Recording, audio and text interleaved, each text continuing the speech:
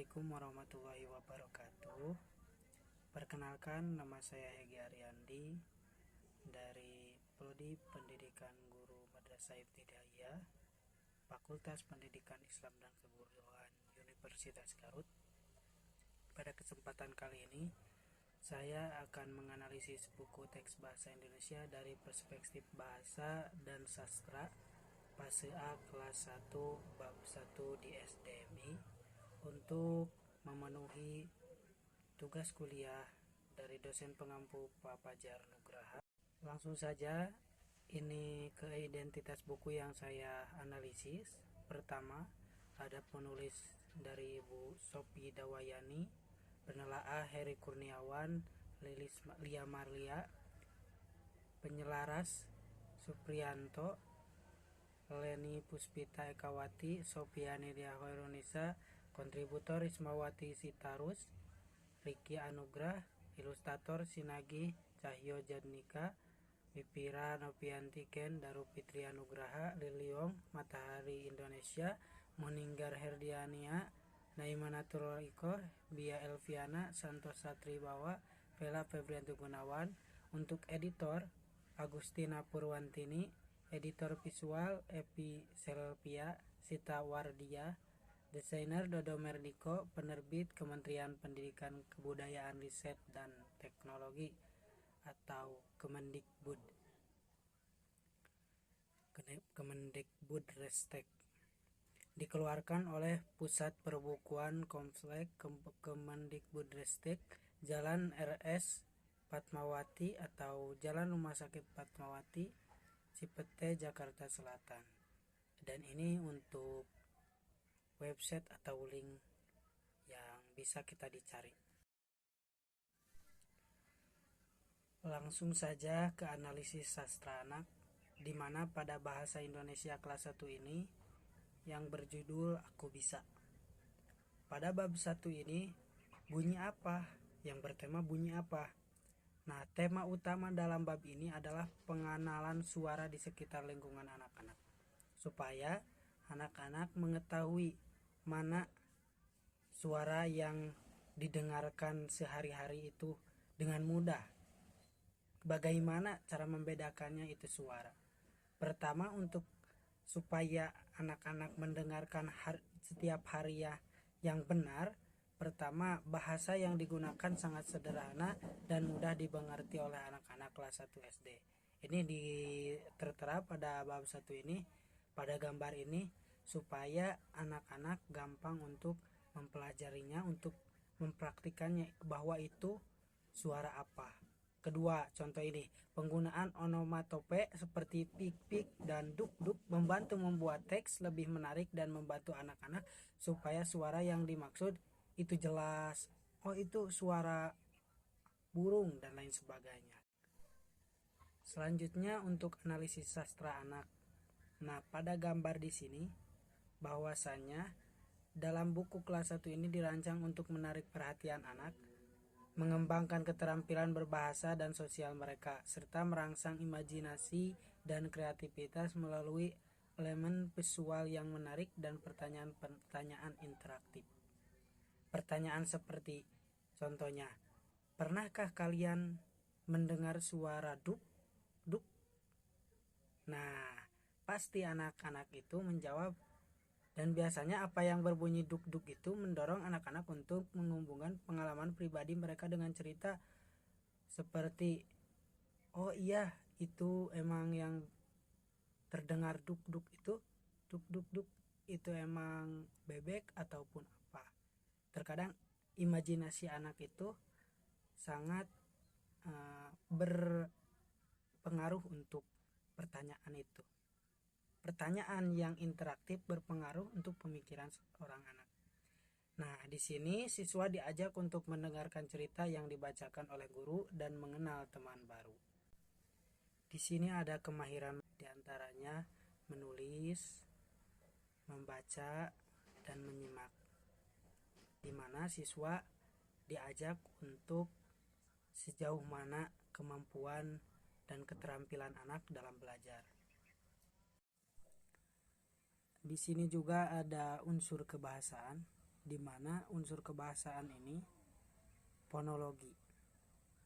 Dalam halaman ini ada huruf abjad, ada huruf kecil, di mana huruf abjad ini ada yang huruf kecil dan ada yang huruf besar.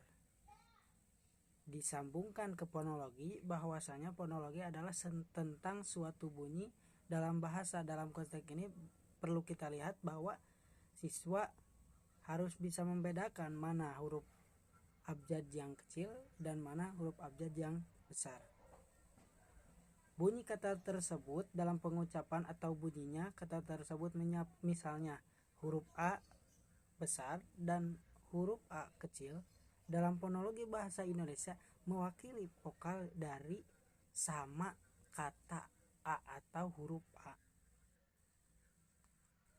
Penjelasannya bagaimana? Bahwa meskipun huruf kapital dan huruf kecil itu berbeda secara visual, tetapi sama-sama mewakili bahwasanya huruf abjad A itu, baik A yang kecil maupun yang besar, itu sama. Cuman perbedaan dalam pemakaiannya. Contoh, dalam kata apel ada yang pertama, apel itu A-nya di situ huruf besar. Dan yang kedua, apel di situ apelnya huruf kecil. Nah, keduanya diucapkan sama, yaitu huruf A. Apel yang huruf A-nya besar dan apel yang huruf A-nya kecil itu sama pengucapannya, cuman perspektif atau tempatnya itu berbeda. Selanjutnya unsur kebahasaan semantik, di mana gambar ini seorang guru memberikan pengajaran bahwasanya kata kunci dari bunyi siang hari dan bunyi malam hari bahwasanya mempunyai makna. Pertanyaan ini untuk mengajak siswa mengidentifikasi jenis bunyi yang biasanya didengar oleh siswa yang waktu yang berbeda. Kata-kata seperti bunyi merujuk pada suara atau suara yang dihasilkan oleh objek atau aktivitas tertentu. Sedangkan siang hari dan malam hari menunjukkan waktu yang berbeda. Bunyi itu merujuk pada suara atau objek dan aktivitas tertentu. Sedangkan siang dan malam hari itu menunjukkan pada waktu dalam sehari. Nah, setiap pertanyaan di sini ada instruksi pada teks berfungsi untuk membantu siswa mengenali dan memahami perbedaan bunyi. Contohnya, mana itu perbedaan bunyi orang? Kan di situ ada bunyi orang dan bunyi kereta dan lain sebagainya. Nah, itu siswa bisa mendorong, bisa mencari mana nih perbedaannya, pengalaman mereka tentang bunyi apa yang lebih keras mereka dengar. Unsur kebahasaan morfologi, gambar di sini menyimak. Dalam pertanyaan pertama, aku melihat dengan mataku. Dalam pernyataan pertama, aku melihat dengan mataku. Aku adalah seorang kata ganti. Orang pertama tunggal, melihat kata kerja dengan kata depan, mataku kata benda. Di mana mataku itu menjadi kata benda yang mendapatkan imbuhanku sebagai kata ganti kepemilikan dengan orang pertama tunggal. Yang keduanya sama, aku mendengar dengan telingaku, bahwa aku itu adalah seorang kata ganti orang pertama tunggal dan mendengar adalah kata kerja, dan dengan itu adalah kata depan.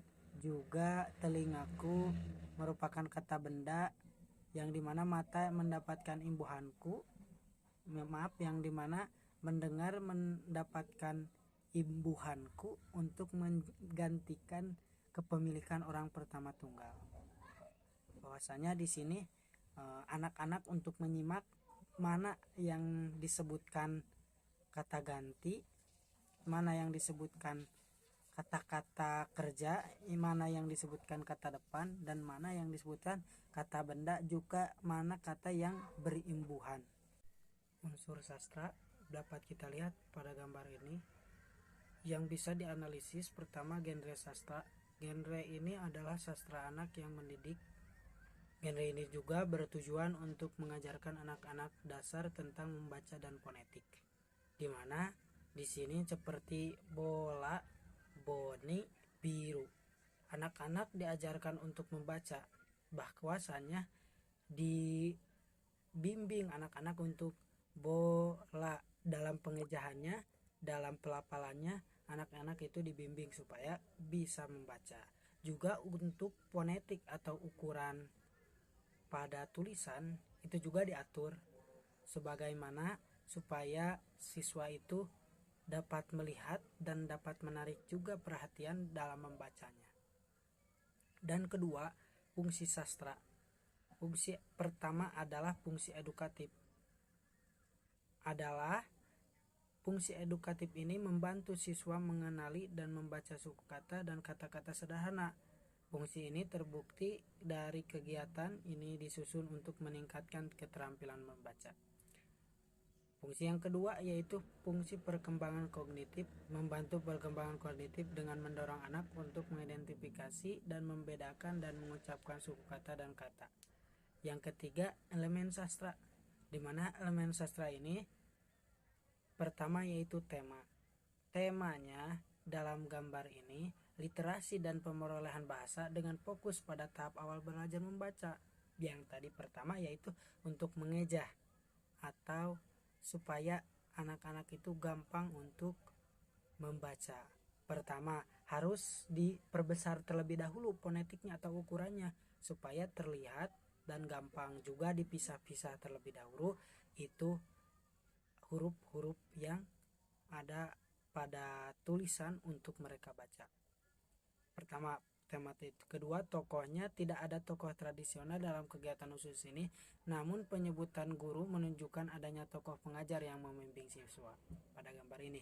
Latar, lingkungan pendidikan, mungkin ruang kelas tempat guru mengajar siswa.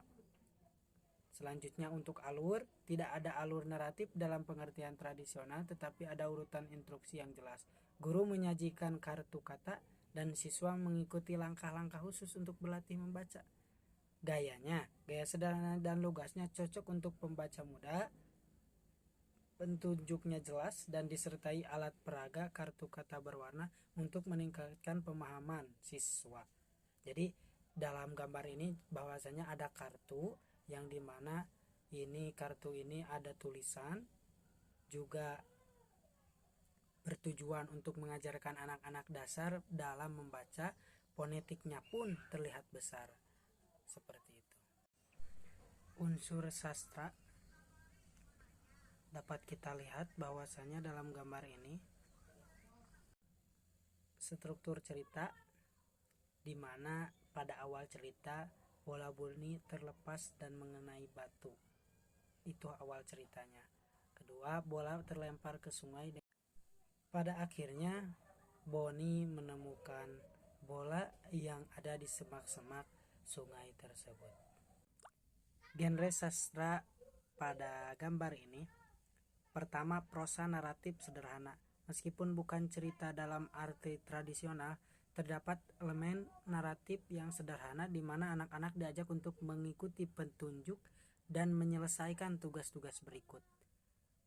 Menyelesaikan bagaimana suara ayam tersebut, lalu ditunjukkan bagaimana suara domba tersebut, bagaimana suara bebek, bagaimana suara burung.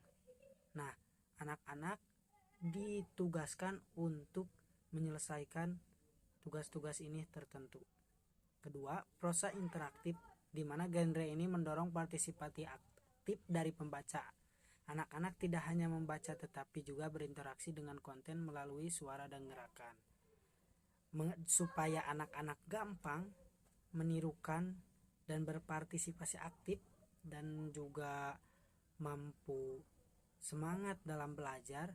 Terkadang anak-anak itu memang dalam fase harus aktif, harus banyak konten yang menarik perhatiannya.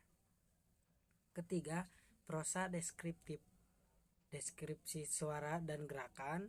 Prosa ini memberikan deskripsi bahwasanya tentang suara-suara yang dihasilkan oleh binatang, serta mengajak anak-anak untuk membayangkan dan menirukan bagaimana sih gerakan binatang tersebut, supaya anak-anak itu berimajinasi dan berpikir kritis dalam menyikapi perbedaan suara-suara hewan tersebut. Sekian dan terima kasih. Mohon maaf atas kesalahan dan kekurangannya dari analisis buku teks bahasa Indonesia dari perspektif bahasa dan sastra fase A kelas 1 bab 1 SDMI. Sekian, wassalamualaikum warahmatullahi wabarakatuh.